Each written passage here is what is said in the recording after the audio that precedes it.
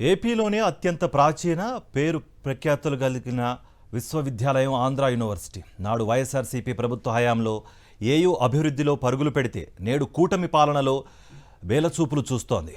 మరికొన్ని రోజుల్లో శతాబ్ది ఉత్సవాలు ప్రారంభం కానున్నాయి. అయితే ఇప్పటికీ అందుకు సంబంధించిన ప్రణాళిక సిద్ధమైందా లేదా అన్నది క్లారిటీ లేకుండా పోయింది.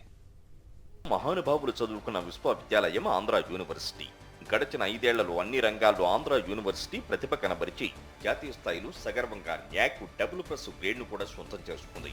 అంతేకాకుండా ఏయూ చరిత్రలో ఎన్నడూ లేని విధంగా క్షేత్రస్థాయిలో తీసుకొచ్చిన అనేక సంస్కరణలు ఏయూని నిలబెట్టాయి.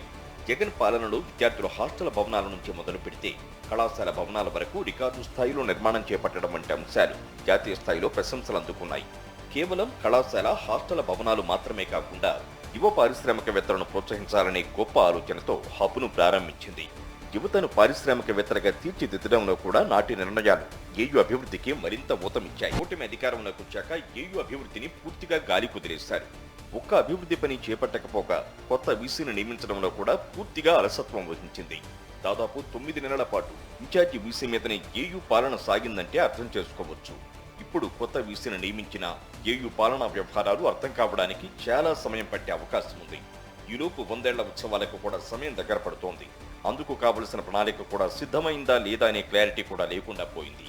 విద్యాశాఖ మంత్రి నారా లోకేష్ గొప్ప సంస్కరణలు తీసుకొచ్చామని మాటలు చెప్పడం కాదని గొప్ప పేరు ప్రఖ్యాతులు ఉన్న ఏయూ అభివృద్ధిపై దృష్టి పెట్టాలని మేధావులు కోరుతున్నారు.